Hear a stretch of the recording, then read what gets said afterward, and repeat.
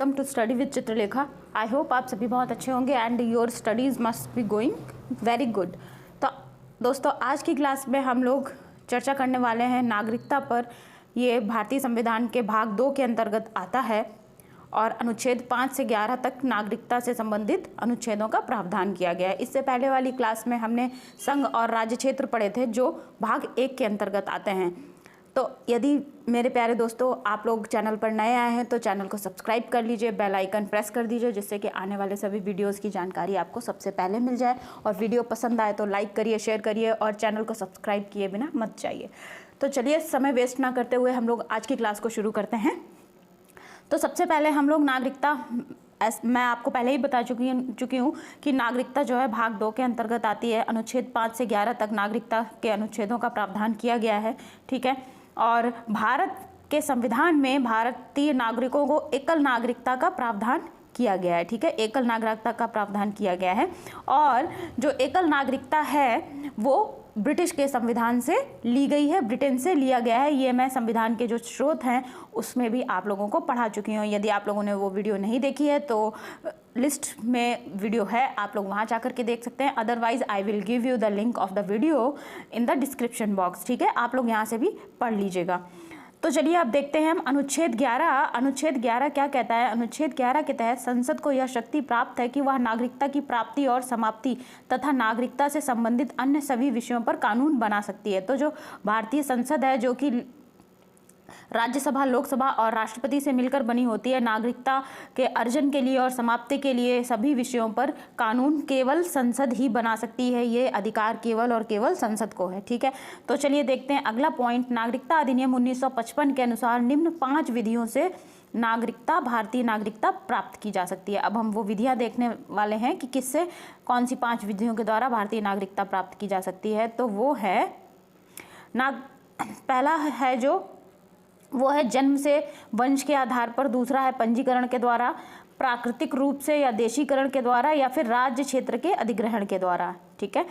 तो जन्म से मैं बता देती हूँ कि इसका क्या मतलब होता है। एक मैं आप लोगों को इनके बारे में ब्रीफिंग भी कर देती हूँ कि एक्चुअली ये प्रोसेस होती क्या है।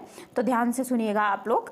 जन्म से का मतलब ये होता है कि यदि किसी के माता पिता कोई भी जो कपल है वो भारतीय निवासी है, भारत के संघ राज्य क्षेत्र में रहता है, भारत का निवासी है और जिसके पास भारतीय नागरिकता है, तो उसके पास जो उनकी संतान होगी, जो भी उनका चाइल्ड होगा, उनको उस बच्चे को जन्म के आधार पर ही भारतीय नागरिकता ऑटोमेटिकली प्राप्त हो जाएगी। वंश के आधार पर इस प्रकार से होता है कि यदि कोई नागरिक है, उसके दादा दादी अर्थात कोई कपल है या कोई लड़का या लड़की है, उसके माता पिता होने वाली संतान के जो है बच्चा जो पैदा होगा, उसके दादा दादी अगर भारत के निवासी होते हैं तो वंश के आधार पर भारतीय नागरिकता उस पैदा होने वाले बच्चे को मिल जाती है। पंजीकरण के द्वारा ये होता है कि जो भारतीय क्षेत्र के निवासी नहीं है वो एक फॉर्म फिल करते हैं। ये पूरी प्रोसेस आगे आएगी। वो फॉर्म फिल करके जो भी रिस्पॉन्सिबिलिटीज़ होती हैं, जो उसमें प्रक्रियाएं हैं, उनको पूरी करने के बाद पंजीकरण के द्वारा भारतीय नागरिकता प्राप्त कर सकते हैं, ठीक है। प्राकृतिक रूप से या देशीकरण के द्वारा ये भी एक प्रोसेस होता है, ये मैं आपको आगे समझाऊंगी। राज्य क्षेत्र के अधिग्रहण के द्वारा, ये इंपॉर्टेंट है, इसको समझिएगा आप लोग। इसमें क्या होता है, यदि भारत किसी राज्य क्षेत्र को, कोई भी किसी क्षेत्र को अधिग्रहण करता है, ठीक है, तो वहाँ के जो भी निवासी हैं उनको भारत की नागरिकता प्राप्त हो जाएगी। जैसे कि अभी बांग्लादेश के साथ भारत ने कुछ क्षेत्रों का एक्सचेंज किया था, तो यदि वहाँ पर जो भी जनसंख्या निवास करती होगी, वो जो भी एरिया भारत के क्षेत्र में आया होगा, वहाँ पर रहने वाले लोगों को भारतीय नागरिकता प्राप्त हो जाएगी, ठीक है।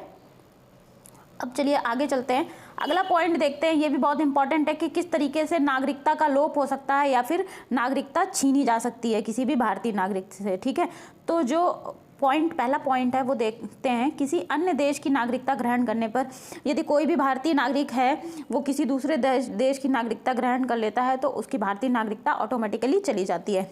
नागरिकता त्यागने पर अगला पॉइंट कह रहा है, इसका मतलब ये होता है कि वो भारत दूतावास में या फिर भारत सरकार में एप्लीकेशन दे दे कि I want to leave the citizenship of India, तो फिर भारतीय नागरिकता का त्याग वो कर सकता है। सरकार द्वारा वंचित किए जाने पर, सरकार द्वारा वंचित किए जाने का मतलब होता है कि यदि कोई व्यक्ति जो कि भारतीय नागरिक है कोई ऐसा कृत्य करते पाया जाए जो कि भारत की संप्रभुता, अखंडता को या फिर संवैधानिक रूप से किसी भी आंतरिक सुरक्षा को किसी भी प्रकार से हानि पहुंचा रहा हो, क्षति पहुंचा रहा हो, तो सरकार उस नागरिक को भारतीय नागरिकता से वंचित कर सकती है। ठीक है, ये सरकार के द्वारा एक्शन लिया जा सकता है। अब देखते हैं हम अनुच्छेदों के बारे में।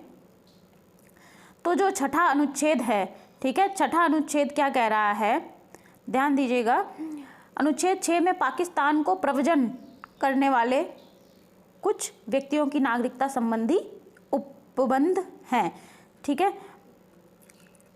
कहने का मतलब है अनुच्छेद 6 में पाकिस्तान से भारत को जो भी नागरिक आए थे 1947, जब बंटवारा हुआ था 1947 के समय जब बंटवारा हुआ था, उसके बारे में प्रावधान अनुच्छेद 6 में किया गया है। अब अनुच्छेद 7 देखते हैं।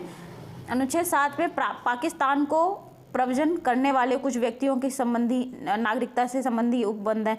मतलब भारत से पाकिस्तान को जाने वाले जो नागरिक हैं उनकी नागरिकता से संबंधित उपबंध किए गए हैं। इसके बारे में विस्तृत रूप से नीचे अगले स्लाइड में हम लोग देखेंगे, तब विस्तृत रूप से चर्चा करेंगे इसके बारे में।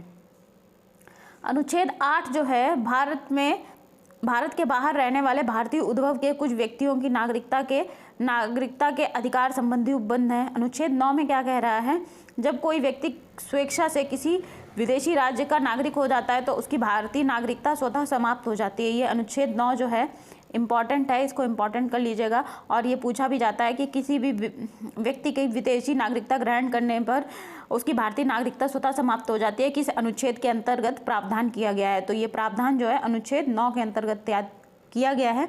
ये बात आप लोग ध्यान रखेंगे, याद रखेंगे। ठीक है, नेक्स्ट पॉइंट है, प्रवासी रूप से रहने वाले विदेशी व्यक्ति के लिए देशीकरण के आधार पर नागरिकता प्राप्त करने के लिए 11 वर्षों तक निवास करना अनिवार्य है। कहाँ पर? भारत के लिए।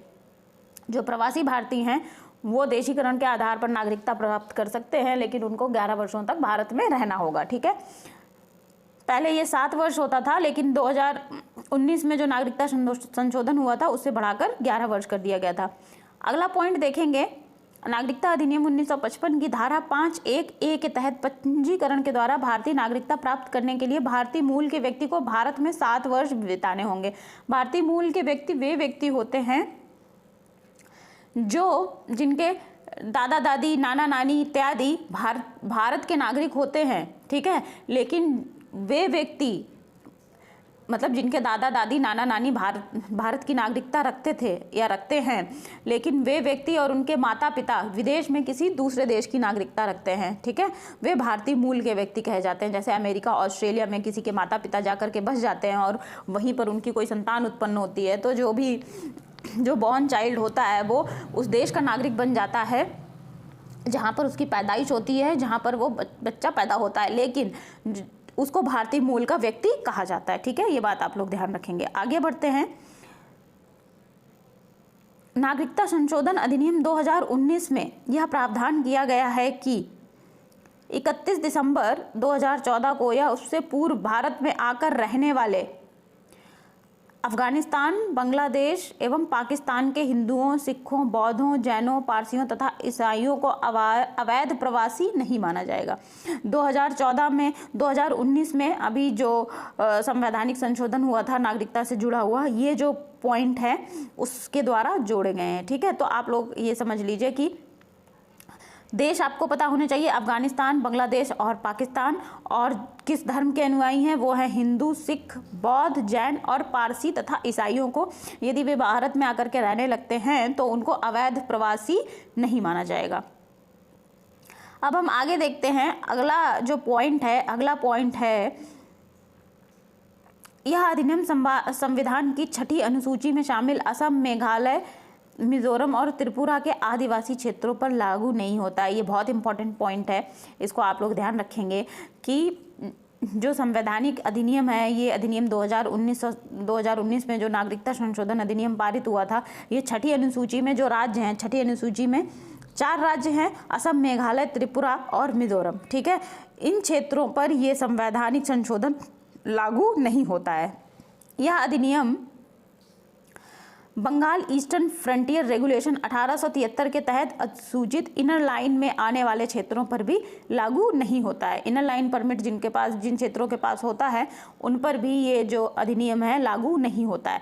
तो कुल मिलाकर नागरिकता जो है भारतीय संविधान के भाग 2 में आती है और भारतीय संविधान में एकल नागरिकता का प्रावधान किया गया है। एकल नागरिकता का जो आइडिया है, एकल नागरिकता का जो विचार है, ब्रिटेन के संविधान से लिया गया है। और हम कुल मिलाकर के ये भी कह सकते हैं कि अनुच्छेद 5 से लेकर के 11 तक, ठीक है, ये बात अभी ऊपर आई भी थी, ये देखिए 5 से लेकर के 11 तक नागरिकता से संबंधित प्रावधान किए गए हैं। और भारतीय संविधान में नागरिकता के अर्जन के लिए या नागरिकता को त्यागने के लिए इस तरीके की कोई बात नहीं कही गई है, ठीक है। नागरिकता को त्यागने के लिए अभी एक ये अनुच्छेद हमने पढ़ा था, अनुच्छेद 9 के अनुसार यदि कोई स्वेच्छा से त्याग देगा तो उसकी नागरिकता समाप्त हो जाएगी। और नागरिकता से संबंधित किसी भी प्रकार का कानून बनाने का अधिकार केवल और केवल संसद के पास है, जो कि अनुच्छेद 11 के अंतर्गत आता है, ठीक है। और कौन कौन भारत का नागरिक होगा, कौन कौन भारत का नागरिक नहीं होगा, ये जो भी बातें हैं, ये जो भी प्रावधान हैं, ये नागरिक अधिनियम, ठीक है, नागरिक अधिनियम 1955 में दर्ज हैं। तो भारतीय संविधान का जो नागरिकता भाग 2 है उसमें भारत के नागरिकों से संबंधित कौन भारत का नागरिक नहीं होगा, कौन भारत का नागरिक होगा, बंटवारे के समय कौन कौन भारत का नागरिक बनने के लिए एलिजिबल था और किसकी नागरिकता चली जाएगी, ये सारे प्रावधान किसमें किए गए हैं, नागरिकता अधिनियम 1955 में किए गए हैं, ठीक बात है। तो दोस्तों ये नागरिकता पर इतना ही काफ़ी है, मतलब एक आपके एग्ज़ाम्स के लिए, जैसे उत्तर प्रदेश पुलिस हो गया, वीडियो हो गया, यूपी SSS हो गया, इस तरीके के एग्ज़ाम, SSC हो गया, इन सभी एग्ज़ाम्स में नागरिकता से इतने ही क्वेश्चंस ज़्यादातर पूछे जाते हैं। आई होप मैंने जो भी स्टडी करी है उसके हिसाब से इससे बढ़ हट के क्वेश्चंस नहीं आते हैं। तो आप लोग इसको रिवीजन करिए और यदि कोई डाउट होता है आपको तो आप कमेंट सेक्शन में मुझसे ज़रूर पूछिए, अपने सजेशंस मुझे दीजिए। और अभी तक हमने जो भी पॉलिटी के क्वेश्चंस सॉल्व किए हैं, आई विल ट्राई कि मैं उससे जुड़े हुए MCQs की सीरीज़ भी जल्द से जल्द लेकर के आऊँ, जिससे कि हम लोग जो भी प्रैक्टिस कर चुके हैं, यदि हम MCQ कर लेते हैं तो वो क्वेश्चंस हमारे पक्के हो जाते हैं। तो दोस्तों आपको ये वीडियो कैसा लगा मुझे कमेंट सेक्शन में ज़रूर बताइए। चैनल को बिना सब्सक्राइब किए मत जाइए, वीडियो को लाइक करिए, शेयर करिए और अपने रिव्यू मुझे ज़रूर दीजिए कि वीडियो आपको कैसा लगा, ठीक है। और पढ़ते रहिए, खुश रहिए, मस्त रहिए। थैंक यू सो मच, आप लोगों का बहुत बहुत धन्यवाद। Thank you.